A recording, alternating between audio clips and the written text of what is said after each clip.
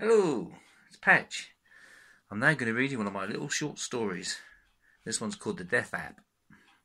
I need to take these shades off though, because they're too fucking dark to see. Right, here we go. Craig was watching his favourite TV show and filling his stomach with sweets. Occasionally he would sip at his Coke. The programme he was enjoying was a documentary about UFOs. Craig loved the unexplained, ghosts, reincarnation, etc. He was in his element. Then an advert came on, so he fast forwarded as he didn't do adverts. Hang on a minute, he said, as something on the screen caught his eye. He pushed the rewind button. He rewound to a skull on a mobile phone screen. The ad said, "Dare you type in your details on the Death App? Put your name and date of birth and let the app reveal the precise time of your death. Download it now." Fucking old shit. How's that meant to work? He scoffed and forwarded to his programme and continued to watch. Later that day, Craig rang his mate and they arranged to meet at the pub. They met and got their beers and began to throw a few darts. "Hey Dave, I saw this fucking stupid app on the advert today," Craig said as he hit a 180. "Not the Death App," he replied. "Yeah, that fucker. What a stupid idea."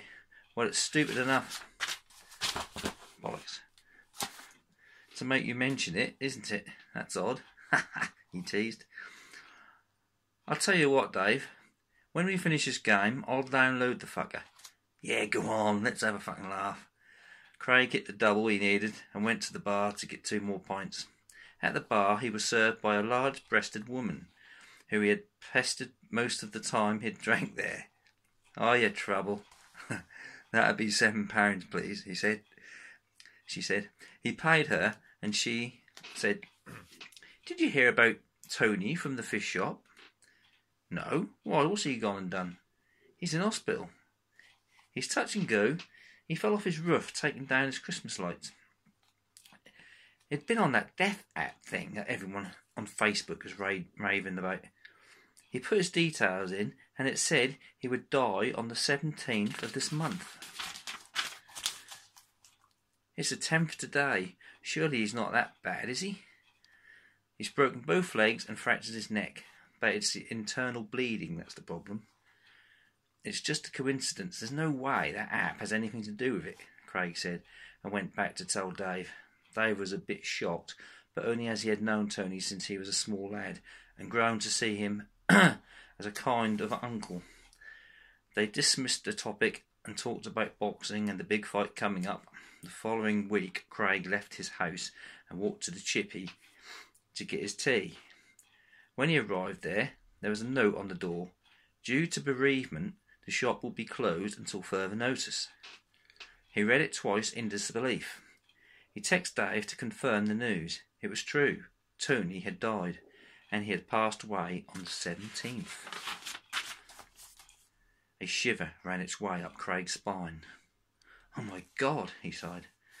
Later that day, he surfed the web and saw more and more cases of real deaths linked with this app.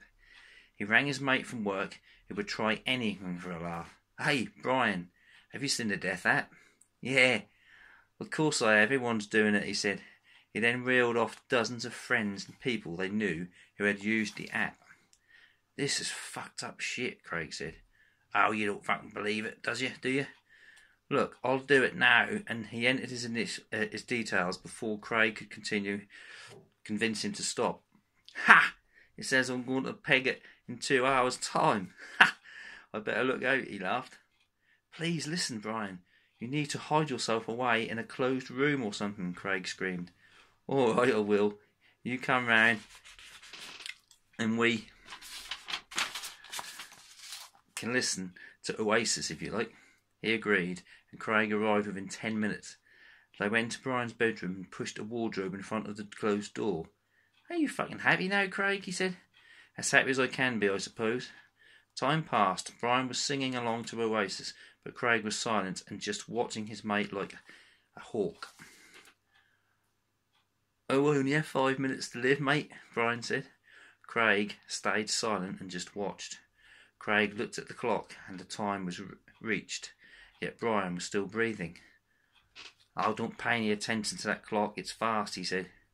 Craig jumped up and grabbed the clock and shouted, "What's the proper fucking time?" Brian didn't answer. Craig didn't want to look, but he had to. He slowly turned his head in Brian's direction. Brian was slumped against the wall, his head laying limply on his chest. Craig screamed in terror and pulled frantically at the wardrobe, as if fleeing from a deadly presence. He got out and ran down the stairs, only to be greeted by Brian's parents. "Oh, in a hurry, are we, Craig?" Brian's mother asked. He looked at her, and no words came from him. He just a sigh of anguish. He just pointed upstairs and ran from the house. He heard a hideous scream from behind him as he ran. The heartbroken scream of a mother losing her only child was a horrific sound. He got to his own house and hugged his mother. She looked shocked and cried. "What's wrong, dear?" He explained the whole situation, and they both sat there in complete horror. "But it sounds ridiculous. How can a silly computer gadget predict the precise time of someone's death?" "It's a totally random thing," Craig's mother continued. "Well, that's what I was thinking, but it appears not too many people have died to make it coincidence. But why all the predictions so quick? People are dying within a few weeks of the person entering their details." Craig was becoming more and more upset. His mother said, "It's almost as if once you've downloaded this app, or whatever it's called, that your demise is accelerated. Mum, we need to contact the people who created this fucking thing." "Don't swear, Craig," she snapped. They entered the app and found the information they needed, and Craig sent an email. A few seconds later, Craig's phone bleeped. He read the reply out to his mother. "Thank you for your concern, but don't you think I know what I'm doing? Lucifer has more than one way to deal his hand of doom. Isn't this technical world so wonderful? You won't have any luck stopping this app, and people are so dumb they will continue to slay themselves." Craig looked at his mother. "Mum, it's the devil. It's the devil of all things." They looked around the street. Some people lay dead on the pavement. Others were typing on their devices. No doubt they were falling prey to Satan himself. The world had become such a copycat society. People had to be on the same thing as their friends, living plastic fake lives on social media. It had taken over their being. Little did they know Facebook, Twitter, Instagram, and many more had been created by the pure essence of evil, Satan. He had found a weakness in humans, and he had harnessed it to work for him, and link millions of individuals, which he could observe and shape them as he wanted, and only a small few who snubbed modern technology would survive.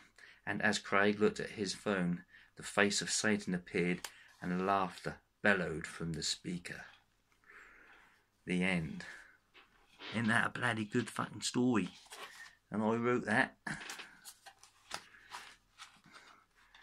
Now that ain't got you fuckers wanting to hear more, and I don't know what has.